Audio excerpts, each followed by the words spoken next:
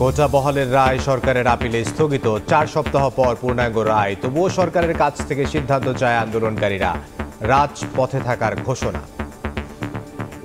18 সাল থেকে যেভাবে নিয়োগ প্রক্রিয়া চলে আসছিল সেই নিয়োগ প্রক্রিয়া চলতে থাকবে। হাইকোর্টের জাজমেন্টও স্থগিত থাকবে এবং যে প্রজ্ঞাপনটা বাতিল করা হয়েছে সেই প্রজ্ঞাপনটাও স্থগিত থাকবে। আন্দোলন আর করার এবং জনদুর্ভোগ বাড়ানোর কোনো যৌক্তিক কারণ এখন আর নাই তাদের কাছে। আপনারা আমাদেরকে এই কমিটমেন্টটি দিন, আমরা দ্রুততম সময়ের মধ্যে কমিশন গঠন করব এবং আমাদের গবেষণার ভিত্তিতে যৌক্তিক মাত্রায় কোটা সংস্কার করব। আমরা আদালতের রায়ের প্রতি সম্মান জানাই, কিন্তু আমরা অটল থাকবো আমাদের দাবিতে। আইন পাশ করে আমাদের এই কোটাকে সংস্কার করবে, আমাদের এটাই দাবি। পরিপূর্ণ সমাধান না হওয়া পর্যন্ত রাজপথে থাকবো ইনশাআল্লাহ। বৈষম্যমূলক কোটার অবসান ঘটছে না, আমরা রাজপথ ছাড়বো না। আটতে পাগল হয়েছে, 4 মেলা আসছি। গরিব মানুষের কপাল হচ্ছে কষ্ট। রাস্তাঘাট অবরোধের কারণে আমরা মিরপুর যাইতে খুব ভোগান্তি। দেখছিলেন প্রধান শিরোনাম, দুপুরের সময় সঙ্গে আছে আমি ইমদাদুল হক। এবার অন্যান্য শীর্ষ সংবাদ। বাংলাদেশ ও চীনের প্রধানমন্ত্রীর দ্বিপাক্ষিক বৈঠক, ঢাকা বেইজিং 21টি সমঝোতা স্মারক সই, 1 বিলিয়ন চীনা মুদ্রা সহযোগিতার আশ্বাস। শেখ হাসিনা শি জিনপিং বৈঠক বিকেলে। প্রথমবার ব্রিটেনের মন্ত্রিসভায় বাংলাদেশি বংশোদ্ভূত 2 নারী। নগরমন্ত্রী হলেন বঙ্গবন্ধুর নাতনি টিউলিপ সিদ্দিক। স্থানীয় সরকারের দায়িত্ব পেলেন রুশনারা, উচ্ছ্বসিত প্রবাসীরা। মাধ্যমিকের ষান্মাসিক পরীক্ষার উত্তর সহ প্রশ্ন ফাঁস, নতুন পদ্ধতি হওয়ায় প্রভাব ফেলবে না মূল্যায়নে, দাবি বোর্ডের। আপত্তিকর বলছেন বিশেষজ্ঞরা, পড়ালেখায় আগ্রহ হারানোর শঙ্কা।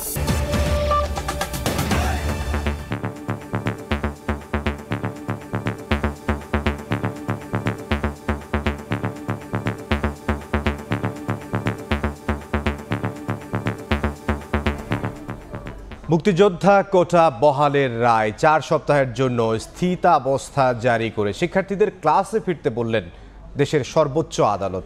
অ্যাটর্নি জেনারেল বলছেন, আপিল বিভাগের আদেশের ফলে কোটা বাতিল করে সরকারের দেয়া 2018 সালের পরিপত্র বহাল থাকলো। এরপর কোটা নিয়ে আন্দোলনের কোনো যৌক্তিকতা নেই বলেও মনে করেন রাষ্ট্রের সর্বোচ্চ আইন কর্মকর্তা। বুধবার সবার নজর ছিল সর্বোচ্চ আদালতের দিকে। জনাকীর্ণ আদালতে সকাল 11:30টায় শুরু হয় শুনানি। রাষ্ট্র ও 2 ছাত্রের পক্ষের আইনজীবী হাইকোর্টের রায় স্থগিতের আবেদন জানান, আর বহাল রাখার পক্ষে মত দেন মুক্তিযোদ্ধা সন্তানদের আইনজীবী। তবে এদিন সবার সুর ছিল নরম। আন্দোলনকারী তাদের বেলায় নির্দেশনা দিয়েছেন। 3 পক্ষের শুনানি শেষে কোটা নিয়ে 4 সপ্তাহের স্থিতাবস্থা জারি করেন আপিল বিভাগ। এর ফলে কোটা বাতিল করে 2018 সালের সরকারের পরিপত্র অনুযায়ী নিয়োগ পরীক্ষা হবে, তবে সেটি মামলার চূড়ান্ত নিষ্পত্তি না হওয়া পর্যন্ত।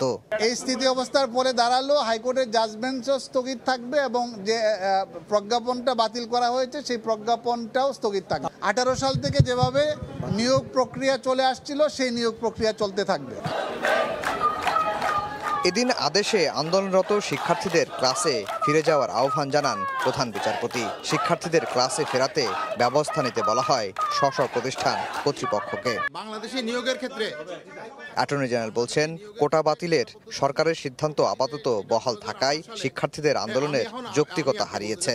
যারা আন্দোলন করছেন তাদেরকে আমি অনুরোধ করব, তাদেরকে যেহেতু তাদের সুপ্রিম কোর্ট এটা বিবেচনায় নিয়েছেন এবং সুপ্রিম কোর্ট একটা কথা বলছেন, তাদের যদি কোনো গ্রিভান্স থাকে তারা যেন এখানে এসে পক্ষ হয়ে তারা বলতে পারে, সেটাও কিন্তু তাদের আদেশে এটা আছে।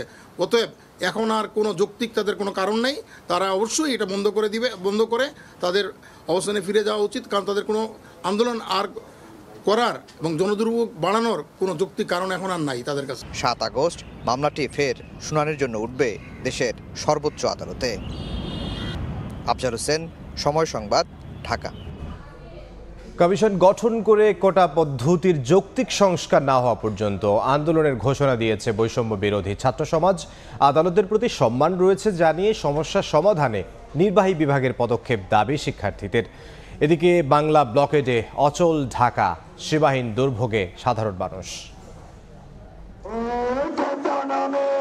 বাংলা ব্লকেডের খবর আমরা আরও জানবো। শাহবাগে আছেন সহকর্মী শাকির আহমেদ এবং কারওয়ান বাজারে আছেন মেহেদি হাসান। প্রথমে সরাসরি যাচ্ছে শাকিরের কাছে। শাকির, রাজধানী সহ সারা দেশে কোটা সংস্কারের দাবিতে শিক্ষার্থীরা তাদের যে বাংলা ব্লকেট সেটি দিয়েছেন। আমি এখন আছি শাহবাগ মোড়ে। এই শাহবাগ মোড়ে শিক্ষার্থীরা কিন্তু 11টার পর থেকেই পুরো মোড়টি অবরোধ করে দিয়েছে এবং পরবর্তীতে আমরা দেখেছি এই শাহবাগ কেন্দ্রিক যে যাতায়াতটি রয়েছে সেই যাতায়াত বা যানবাহন চলাচল সেটি কিন্তু বন্ধ হয়ে যায় এবং কোর্টের যে স্থগিতাদেশ সেটির পরে শিক্ষার্থীরা কিন্তু বলছে যে তারা এই কোর্টের স্থগিতাদেশে সন্তুষ্ট নন। তারা চাচ্ছেন একটি পৃথক কমিশনের মাধ্যমে কোটা সংস্কারটি যৌক্তিক পর্যায়ে নামিয়ে এনে, অর্থাৎ কোটার সংখ্যাটি যৌক্তিক পর্যায়ে নামিয়ে এনে সেটি আসলে আইনের মাধ্যমে একটি স্থায়ী সমাধান। এবং তারা বলছেন যে তারা যে তাদের আন্দোলন চালিয়ে যাচ্ছেন, অর্থাৎ বাংলা ব্লকেট যেটি চালিয়ে যাচ্ছেন সকাল সন্ধ্যা সেটি অব্যাহত থাকবে যতক্ষণ পর্যন্ত এই কোটা পদ্ধতির যৌক্তিক সংস্কার না হবে, অর্থাৎ নির্বাহী বিভাগ থেকে একটি কমিশন গঠন করে স্থায়ী সমাধান না হবে ততক্ষণ পর্যন্ত তারা তাদের আন্দোলন চালিয়ে যাবেন।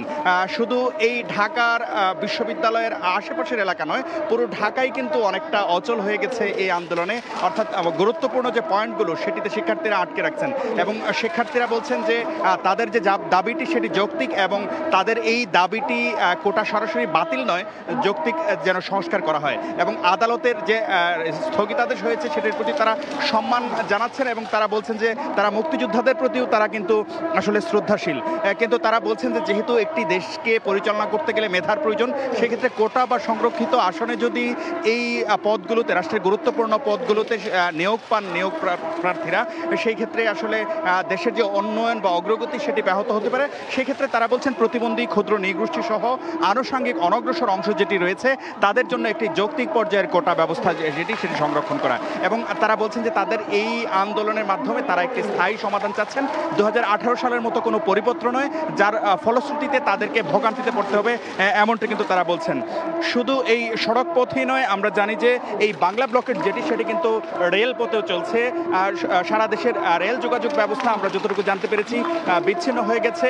সেই রেল পথের অবস্থা সম্পর্কে জানাতে রাজধানীর কারণ বাজার থেকে যুক্ত হচ্ছেন আমার সহকর্মী মেহেদি হাসান।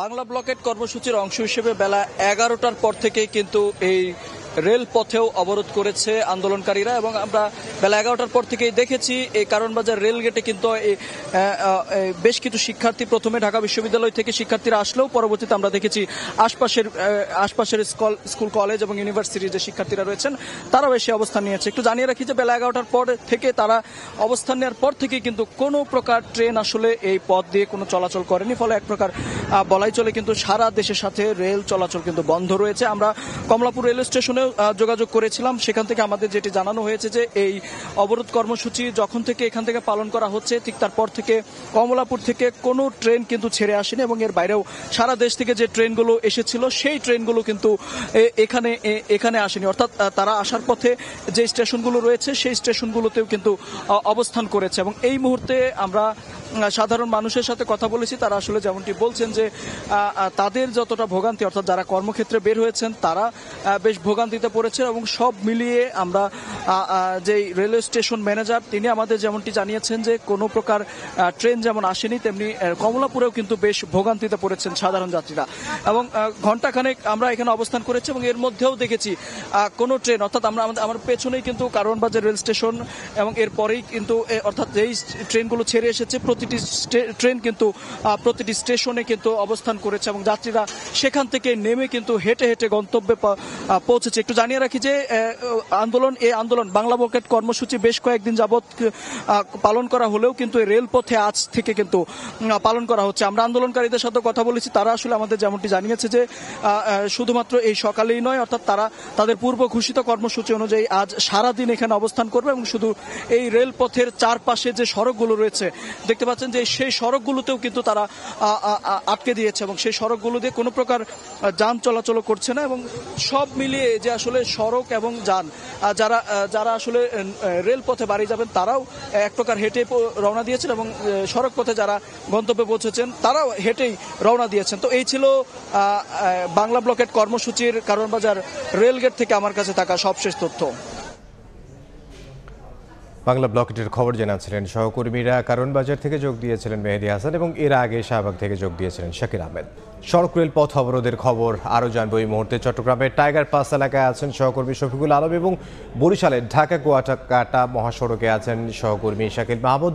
প্রথমে সরাসরি যাচ্ছে শফিকের কাছে। শফিক, রেলের পর এবার চট্টগ্রামে সড়ক অবরোধ করেছে শিক্ষার্থীরা এবং চট্টগ্রামে যে টাইগার পাস রয়েছে সেখানে 5টি সড়ক যেগুলো চট্টগ্রামের নাবি বলা হয়ে থাকে এই টাইগার পাসকে পুরো টাইগার পাস এলাকা কিন্তু ব্লক করে রেখেছে। আপনারা দেখানোর চেষ্টা করি আমরা। আপনি দেখেন শিক্ষার্থীরা কিন্তু পিছনে 1 থেকে 1.5 কিলোমিটার এলাকা জুড়ে বিভিন্ন এলাকা জুড়ে কিন্তু সড়ক ব্লক করে রেখেছে এবং সাধারণ মানুষের তো ধর্মকান্তি আছেই। আপনাকে একটি বিষয় জানিয়ে রাখার চেষ্টা করি। প্রধানমন্ত্রী ঘোষণা দিয়েছিলেন শিক্ষার্থীদের তারা যেন রাস্তা ছেড়ে অর্থাৎ আন্দোলন ছেড়ে বই খাতা নিয়ে স্কুলে যায়। সেই জন্য কিন্তু শিক্ষার্থীরা আপনি দেখতে পাচ্ছেন রাস্তায় তারা বই খাতা নিয়ে তারা কিন্তু রাস্তায় নেমে গেছেন এবং তারা সেখানে কিন্তু বই নিয়ে তারা পড়ালেখা করছেন। এবং আজকে প্রধান বিচারপতি বলেছেন তাদের কলেজ অর্থাৎ শিক্ষা প্রতিষ্ঠান ফিরে যাওয়ার কথা বলছে, অর্থাৎ পড়ালেখা করার কথা বলেছিলেন। সেই জন্য তারা বলছেন যে প্রধানমন্ত্রীর নির্দেশনা অনুযায়ী এবং প্রধান বিচারপতির নির্দেশনা অনুযায়ী তারা আন্দোলনের পাশাপাশি পড়ালেখাও করছেন।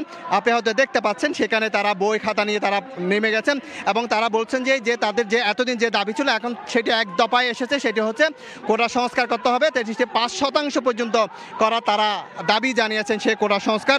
এবং সকালে আমরা দেখেছি যে বিভিন্ন এখন পর্যন্ত চট্টগ্রামে বিভিন্ন জায়গায় ফেনী পাহাড়তলি সহ বিভিন্ন জায়গায় কক্সবাজারগামী ট্রেন এবং চট্টগ্রামগামী 4 থেকে 5টি ট্রেন বিভিন্ন জায়গায় কিন্তু আটকে আছে। তো যে আন্দোলন শুরু হচ্ছে না আন্দোলনের নতুন নতুন মাত্রা যুক্ত হচ্ছে। তবে আমরা এখানে সাধারণ মানুষের যে ভোগান্তি সেটি আসলে সেটি তারা বলছেন যে আসলে এই যে আন্দোলনকারীরা বলছেন যে আসলে কিছু সুফল পেতে হলে রাষ্ট্র সংস্কার করতে গেলে কিছু দুর্ভোগ তাদের পোহাতে হবে। সেজন্য তারা সাধারণ মানুষদেরকে সে বুঝিয়ে চেষ্টা করছেন যাতে ধরে দুর্ভোগটা সহ্য করেন। তো এই ছিল আমার কাছে সর্বশেষ তথ্য যে রেলের পরে এখন সড়ক অবরোধ শুরু করেছে চট্টগ্রামের টাইগার পাস এলাকায় আন্দোলনকারীরা। দেখুন, পূর্ব ঘোষিত কর্মসূচি অনুযায়ী ঢাকা কুয়াকাটা যে মহাসড়ক সেটি অবরোধ করে আন্দোলন করছে কিন্তু বরিশাল বিশ্ববিদ্যালয়ের শিক্ষার্থীরা এবং তারা কিন্তু রাস্তার দুই পাশে কিন্তু আসলে যানবাহন চলাচল একেবারে অচল করে দিয়েছে। এর ফলে কিন্তু ভোগান্তিতে পড়েছে সাধারণ যারা আছে যাত্রীরা। তারা যদিও অ্যাম্বুলেন্স সহ যে অন্যান্য যে জরুরি যে যানবাহনগুলো আছে সেগুলো কিন্তু ছেড়ে দেয়া হচ্ছে। আপনারা জানেন যে আজ বেলা 11টার দিকে সরকারি চাকরিতে কোটা বহাল করে হাইকোর্টের দেয়া রায় 4 সপ্তাহের জন্য স্থগিত করেছে আপিল বিভাগ। কিন্তু তারপরেও কিন্তু এই আন্দোলন কিন্তু চালিয়ে যাচ্ছে শিক্ষার্থীরা। আমরা এখানে যারা আন্দোলনরত শিক্ষার্থী আছে তাদের সাথে কথা বলেছিলাম। তারা যেটা আমাদেরকে জানিয়েছে যে এই আপিল বিভাগ যে স্থগিত করেছে এটা আসলে তাদের এই আন্দোলন থামানোর জন্য যথেষ্ট নয় বলে কিন্তু তারা দাবি করছে। তাদের দাবি হলো যত দ্রুত সম্ভব এটার যেন একটি স্থায়ী সমাধান করা হয়। এর পাশাপাশি কিন্তু তারা আরও দাবি করছে যাতে দ্রুত সরকার এই বিষয়টি দেখে। যদিও এখানে যারা যাত্রী আছে তারা কিন্তু প্রতিনিয়তই ভোগান্তিতে পড়ছে এবং যেহেতু দুপুর 12টা থেকে আসলে যান চলাচল বন্ধ, অনেকেই কিন্তু দেখেছি আমরা যে পায়ে হেঁটে তাদের গন্তব্যে পৌঁছে যেতে। এই ছিল বরিশাল থেকে আমার কাছে থাকা কোটা আন্দোলনের সবশেষ। বরিশাল থেকে শাকিল মাহমুদ এবং এর আগে চট্টগ্রাম থেকে সহকর্মী শফিকুল আলম। এদিকে কোটা সংস্কার আন্দোলনকারীদের ধৈর্য ধরার আহ্বান জানিয়েছেন স্বরাষ্ট্রমন্ত্রী। আর আদালতে কোটা সমস্যার সমাধান মিলবে জানিয়ে শিক্ষার্থীদের ক্যাম্পাসে ফেরার অনুরোধ করেছেন আওয়ামী লীগ সাধারণ সম্পাদক ওবায়দুল কাদের। রাজধানীতে আলাদা আয়োজনে তারা এই আহ্বান জানান। রাস্তার মোড়ে যানবাহনের দীর্ঘ সারি, হেঁটেই গন্তব্যে ছুটছেন অনেকে। চাকরি বাঁচানোই এখন বড় দায় কর্মজীবীদের। কোটা সংস্কারের দাবিতে রাজধানীর অন্তত 17টি পয়েন্টে অবরোধে সড়কের এই বেহাল দশা। জনগণের এই ভোগান্তি নজর এড়ায়নি সংশ্লিষ্ট মহলেরও। বুধবার রাজধানীতে এক অনুষ্ঠানে সাংবাদিকদের প্রশ্নের জবাবে শিক্ষার্থীদের জনভোগান্তি এড়াতে ধৈর্য ধরার আহ্বান জানান স্বরাষ্ট্রমন্ত্রী। বলেন, আইন শৃঙ্খলা বাহিনী শিক্ষার্থীদের পাশে আছে। আইন শৃঙ্খলা বাহিনী আমাদের যে প্রজন্ম, আমাদের যে ভবিষ্যৎ, এদের সঙ্গে তো আমাদের কোনো বিরোধ নাই। আইন শৃঙ্খলা বাহিনীর কোনো বিরোধ নাই। আমরা আইন শৃঙ্খলা বাহিনী তাদেরকে আপনারা দেখেছেন চরম ধৈর্যের সঙ্গে তাদের পাশে রয়েছে, যাতে কেউ আবার উস্কানি দিয়ে তাদেরকে অন্যদিকে ধাবিত না করতে পারে সেইটা লক্ষ্য করছে। এদিকে ধানমন্ডিতে সংবাদ সম্মেলনে শিক্ষার্থীদের শ্রেণীকক্ষে ফেরার আহ্বান জানান আওয়ামী লীগ সাধারণ সম্পাদক। বলেন, শিক্ষার্থীদের অসন্তোষ বিবেচনা করে আদালত বাস্তবসম্মত সমাধান দেবেন। দেশের সর্বোচ্চ আদালতের প্রতি আমরা শ্রদ্ধাশীল। আদালতের সিদ্ধান্তই এখন হবে চূড়ান্ত। আমরা আশা করি আদালত বাস্তবসম্মত রায় দিয়ে সিদ্ধান্ত নেবেন, এটাই আমাদের। এছাড়াও পেনশন স্কিম নিয়ে এখন পর্যন্ত শিক্ষকদের সঙ্গে আনুষ্ঠানিক কোনো বৈঠক হয়নি বলে জানান ওবায়দুল কাদের। এখানে একটা বিষয়। মাইমুনা হায়দার চৌধুরী, সময় সংবাদ, ঢাকা। এবার অন্যান্য প্রসঙ্গ। প্রধানমন্ত্রী শেখ হাসিনার চীন সফরে দেশটির সঙ্গে সহযোগিতামূলক সম্পর্ক উন্নয়নে 21টি সমঝোতা স্মারক সই হয়েছে। বেইজিংয়ে দুদেশের প্রধানমন্ত্রীর আনুষ্ঠানিক বৈঠকের পর কূটনৈতিক নথিতে সই করেন কর্মকর্তারা। পরে ব্রিফিংয়ে পররাষ্ট্রমন্ত্রী জানান, বাংলাদেশকে 1 বিলিয়ন চীনা মুদ্রা আর্থিক সহায়তার প্রতিশ্রুতি দিয়েছে চীন।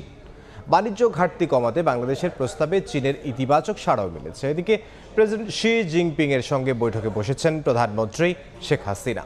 বেজিং থেকে সে খবর জানাচ্ছেন সহকর্মী ফারুক ভূঁইয়া রবিন।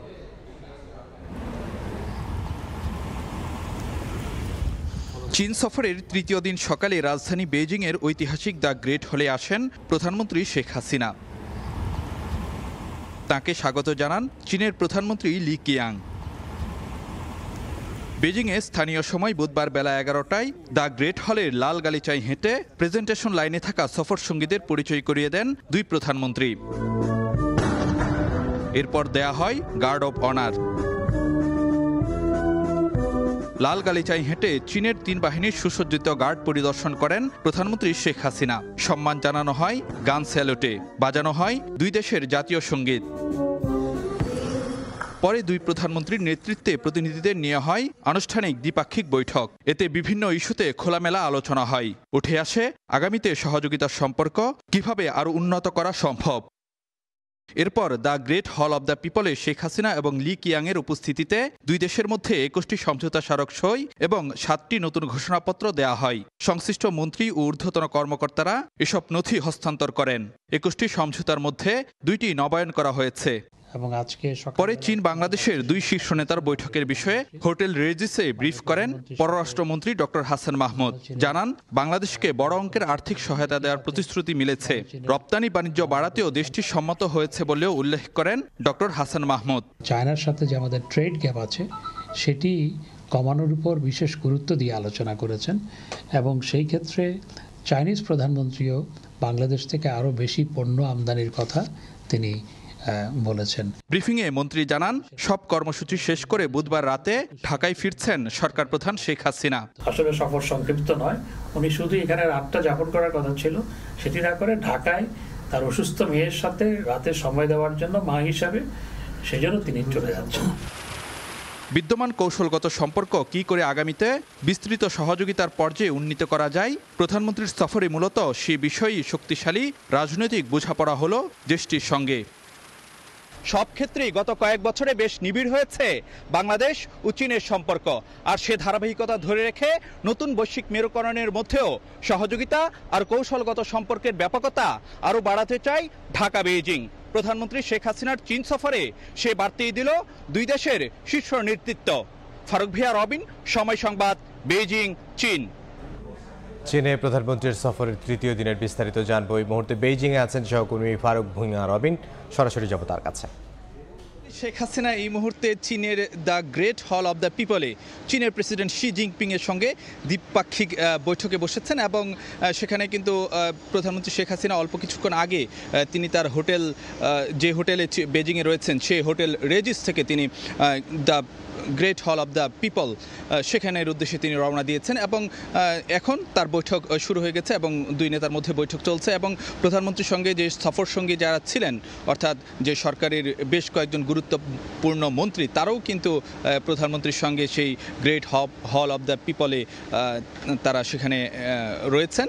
তো একটি বিষয় যদি আপনাদেরকে জানাতে চাই, আজকে কিন্তু যে প্রধানমন্ত্রীর সফরের মধ্যে সবচেয়ে গুরুত্বপূর্ণ দিন হিসেবে কিন্তু বিবেচনা করা হয়ে থাকে, কারণ তিনি যখন সকালবেলায় দ্য গ্রেট হল অব দ্য পিপলে চীনের প্রিমিয়ার বা প্রধানমন্ত্রীর সঙ্গে বৈঠকে বসেছিলেন, তার আগে কিন্তু তাকে উষ্ণ সংবর্ধনা দেওয়া হয়েছিল এবং লাল গালিচা অভ্যর্থনা জানানো হয়েছিল, গার্ড অব অনার দেওয়া হয়েছিল এবং তার মধ্য দিয়ে প্রধানমন্ত্রী শেখ হাসিনাকে রাষ্ট্রচারে সেখানে বরণ করে নেওয়া হয়েছিল। এবং তারপরে কিন্তু বাংলাদেশ এবং চীনের মধ্যে 22টি সমঝোতা স্মারক সই হয়েছে। তো তারপর পররাষ্ট্রমন্ত্রী ডক্টর হাসান মাহমুদ তিনি কিন্তু আমাদেরকে ব্রিফ করেছিলেন এবং সেখানে তিনি যেই কথাটি বলছেন যে 1 বিলিয়ন RMBর মতো তারা যে অর্থনৈতিক সহযোগিতা বাংলাদেশকে দেবে, তার পাশাপাশি আরও কিছু বিষয়ে মূলত বাংলাদেশ ও চীন একমত হয়েছে, বিশেষ করে বিশ্ব শান্তি প্রতিষ্ঠায় বা এই জায়গাগুলোতে যে বাংলাদেশ এবং চীন একযোগে একই অবস্থানে থাকবে, সে বিষয়াশয়গুলো কিন্তু যে প্রধানমন্ত্রী শেখ হাসিনা এবং যে চীনের প্রধানমন্ত্রীর বৈঠকে আলোচনা হয়েছে। পাশাপাশি বাংলাদেশকে যে কোনো ফরম্যাটে যেন ব্রিক্সে অন্তর্ভুক্ত করা যায় সে বিষয়ে প্রধানমন্ত্রী শেখ হাসিনা একটি প্রস্তাব দিয়েছিলেন এবং সেখানে কিন্তু যে চীনের পক্ষ থেকে ইতিবাচক সায় দেওয়া হয়েছিল। পাশাপাশি তার বাইরেও কিন্তু যে বাণিজ্য ঘাটতি কমানো কিংবা যে রোহিঙ্গা সংকট এসব বিষয় নিয়ে কিন্তু যে কথাবার্তা হয়েছিল এবং আজ রাতে প্রধানমন্ত্রী শেখ হাসিনা ঢাকার উদ্দেশ্যে রওনা দিচ্ছেন। তবে একটি বিষয় আপনাদেরকে জানাতে চাই যে প্রধানমন্ত্রী শেখ হাসিনা যদিও আগামীকাল সকালে রওনা দেওয়ার কথা ছিল, কিন্তু আজকে যেহেতু তিনি রাতে যদিও রওনা দিচ্ছেন কিন্তু তাতে তার কর্মসূচিতে কোনো ধরনের হেরফের হচ্ছে না। তার যতগুলো কর্মসূচি বেজিংয়ে হওয়ার কথা ছিল সবগুলোই কিন্তু যে হয়েছে এবং তাকে পূর্ণ রাষ্ট্রীয় মর্যাদায় কিন্তু যে চীনের সরকারের পক্ষ থেকে তাকে বরণ করে নেওয়া হয়েছিল এবং প্রতিটি কর্মসূচিতে সেভাবেই কিন্তু যে গুরুত্ব দেওয়া হয়েছিল। তো এই ছিল আমার কাছে সবশেষ খবরাখবর। প্রধানমন্ত্রীর চীন সফরের তৃতীয় দিনের খবর আমাদেরকে জানাচ্ছিলেন সহকর্মী ফারুক ভূঁইয়া রবিন। আমরা সরাসরি ছিলাম চীনের বেইজিংয়ে। প্রথমবার ব্রিটেনের মন্ত্রিসভায় জায়গা পেলেন বাংলাদেশি বংশোদ্ভূত 2 নারী। ব্রিটেনের নগরমন্ত্রী হলেন বঙ্গবন্ধুর নাতনি ও প্রধানমন্ত্রী শেখ হাসিনার ছোট বোন শেখ রেহানার মেয়ে টিউলিপ সিদ্দিক। একই সঙ্গে তিনি ব্রিটিশ ট্রেজারি বিভাগের ইকোনমিক সচিবের দায়িত্ব পেয়েছেন। অন্যদিকে যুক্তরাজ্যের গৃহায়ন, কমিউনিটি ও স্থানীয় সরকার মন্ত্রী হয়েছেন রুশনারা আলী। লন্ডন থেকে সে খবর জানাচ্ছেন শোয়েব কবির।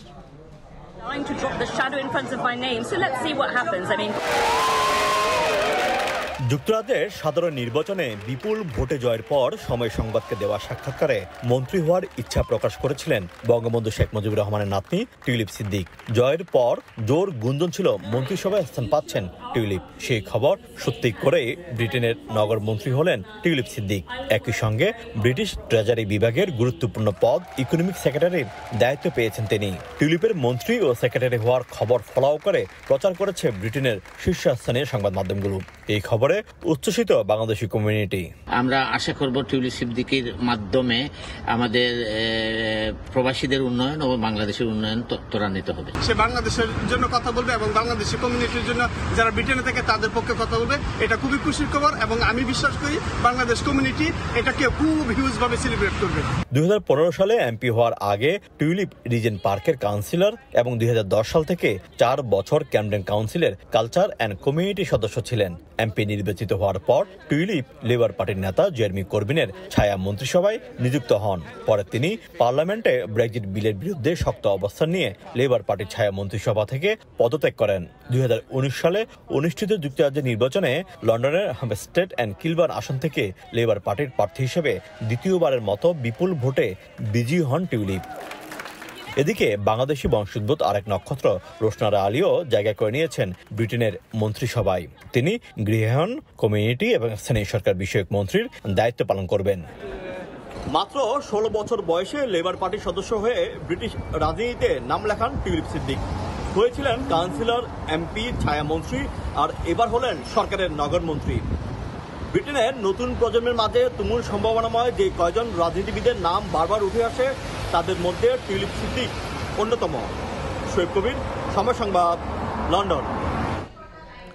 ডক্টর মোহাম্মদ ইউনূস সম্পর্কে বাংলাদেশ থেকে যুক্তরাষ্ট্রে ভুল তথ্য দেওয়া হচ্ছে। মার্কিন রাষ্ট্রদূতকে এমন চিঠি দিয়েছে বাংলাদেশি আমেরিকানদের একটি সংগঠন। বিষয়টি নিয়ে মার্কিন পররাষ্ট্র দপ্তরের দৃষ্টি আকর্ষণ করা হলে মুখপাত্র ম্যাথিউ মেইলারের গতানুগতিক উত্তর ইউনুসের বিচার প্রক্রিয়ার উপর নজর রাখছে যুক্তরাষ্ট্র। এদিকে ভারত বাংলাদেশের সঙ্গে রাশিয়া চীনের সম্পর্ক উন্নয়নে ওয়াশিংটনের অস্বস্তির খবর বিভিন্ন গণমাধ্যমে প্রকাশিত হলেও বিষয়টিকে স্বাভাবিক বলে মন্তব্য করেছেন মিলার। ওয়াশিংটন ডিসি থেকে দস্তগীর জাহাঙ্গীরের রিপোর্ট। ভারতীয় প্রধানমন্ত্রী নরেন্দ্র মোদী যখন মস্কো সফরে, তখন বাংলাদেশের প্রধানমন্ত্রী শেখ হাসিনা বেইজিংয়ে। একই সময়ে প্রতিবেশী দুই বন্ধু রাষ্ট্রের দুই পরাশক্তি দেশ ভ্রমণকে বিশ্ব রাজনীতিতে নতুন মেরুকরণ হিসেবে দেখছেন অনেকে। এ নিয়ে মার্কিন মূল্যকে অস্বস্তির খবরও প্রকাশ করেছে বেশ কিছু আন্তর্জাতিক গণমাধ্যম। মঙ্গলবার মার্কিন পররাষ্ট্র দপ্তরের নিয়মিত ব্রিফিংয়েও উঠে আসে মোদির রাশিয়া ও শেখ হাসিনার চীন সফর প্রসঙ্গ। সময় সংবাদের প্রতিনিধি বিষয়টি নিয়ে যুক্তরাষ্ট্রের প্রতিক্রিয়া জানতে চাইলে মুখপাত্র ম্যাথিউ মিলার একে স্বাভাবিক ঘটনা বলে উল্লেখ করেন। I've already spoken to the Modi visit. I don't have anything to add to what I said. And with respect to the visit to China, look, we understand that countries engage with China. We engage with China. The Secretary has made 2 trips to China himself, so I don't have any further.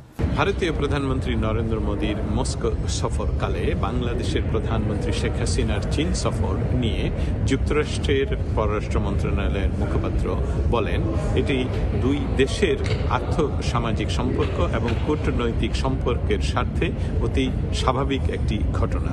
যুক্তরাষ্ট্র এবং চায়নার মাঝে এই ধরনের রাষ্ট্রীয় সফর প্রায়শই ঘটে থাকে। এদিনের ব্রিফিংয়ে ডক্টর মোহাম্মদ ইউনুস প্রসঙ্গও উঠে আসে।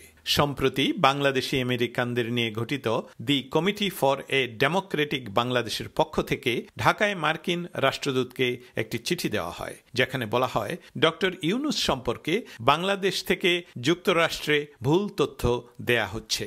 আদালত তার বিরুদ্ধে কর না দেওয়ার প্রমাণ পেলেও ডক্টর ইউনুস নিজের দুর্দশার জন্য সরকারকে দোষারোপ করছেন বলেও চিঠিতে উল্লেখ করা হয়। তথ্য যাচাই না করে বিভিন্ন সময় শান্তিতে নোবেল জয়ীর পক্ষে কথা বলায় মার্কিন সরকারের সমালোচনাও করে সিডিবি।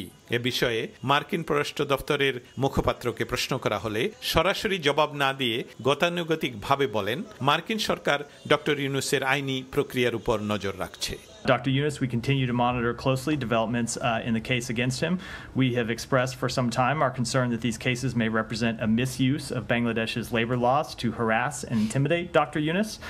As a key economic partner to Bangladesh, we also worry the perceived misuse of labor and anti-corruption laws could raise questions about rule of law and dissuade future foreign direct investment.